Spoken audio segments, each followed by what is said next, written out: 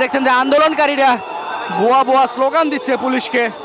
এখানে আপনারা দেখছেন পুলিশ তাদের আগ্রাসী যে ভূমিকা সেটি কিন্তু আমরা দেখছি এই মুহূর্তে প্রেস ক্লাবের সামনে। পুলিশ কিছুটা আগ্রাসী ভূমিকায় রূপান্তরিত হয়েছে। আপনারা দেখছেন যে এখানে বিভিন্ন দাবি দাবা নিয়ে সকাল থেকে বসেছিলেন রাস্তা অবরোধ করে, প্রেস ক্লাবের সামনে রাস্তা অবরোধ করে।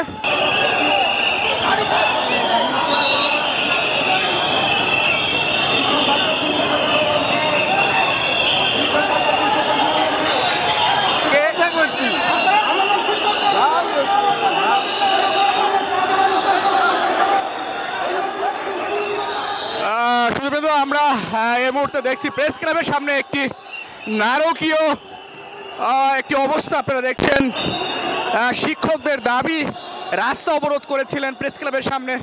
আমরা দেখছি এখানে সাজোয়া যান দিয়ে ছত্রভঙ্গ করে দেওয়া হয়েছে, পানি দিয়ে, এখানে গরম পানি দিয়ে, কাঁদনে গ্যাস দিয়ে পুরো প্রেস ক্লাবের সামনে এই মুহূর্তে আপনারা দেখছেন যে পুলিশের একটি ভয়াবহ একটি অবস্থা। এবং শিক্ষকরা দেখছেন এখানে বারে বারে স্লোগান দিচ্ছে প্রেস ক্লাবের সামনে।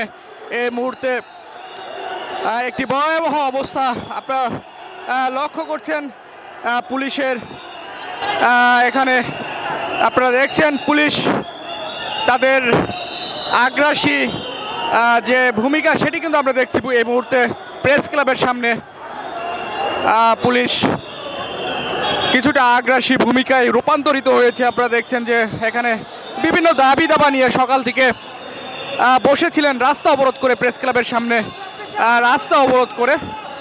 অনেক বোঝানোর পরে তারা রাস্তা ছেড়ে চলে যাওয়ার জন্য বারবার বলার পরে যখন চলে যায়নি, তখন কিন্তু তারা আগ্রাসী ভূমিকা এখানে অবতীর্ণ হয়েছে। পুলিশ কিছুক্ষণ পর পর তারা এখানে সতর্ক করেছিলেন। এবং আপনারা দেখছেন যে এখানে কিছুটা যারা পুলিশ এসেছে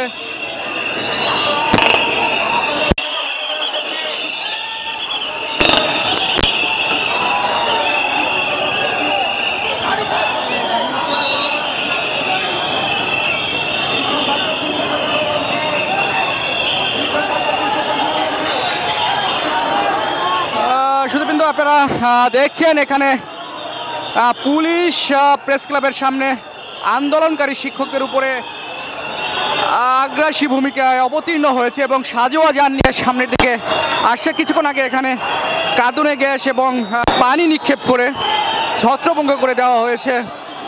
আর শিক্ষকদের যে বিভিন্ন ধরনের দাবি, সেই দাবি আসলে কতটা বাস্তবায়ন হবে সেটি বোঝা যাচ্ছে না। দীর্ঘদিন ধরে প্রেস ক্লাবের সামনে রাস্তা অবরোধ করে আন্দোলন করছিলেন শিক্ষক সমাজ, কিন্তু তাদের এই দাবি শেষ পর্যন্ত হয়তো প্রশাসন বা সরকার কতটুকু আমলে নিয়েছে সেটির জন্যই কিন্তু আজকে পুলিশ আপনারা দেখছেন। এবং এখানে দেখছেন যে আন্দোলনকারীরা ভুয়া ভুয়া স্লোগান দিচ্ছে পুলিশকে। ভুয়া ভুয়া স্লোগান দিচ্ছে শিক্ষকরা আন্দোলনকারীদের উপরে। কিছুক্ষণ আগে যেভাবে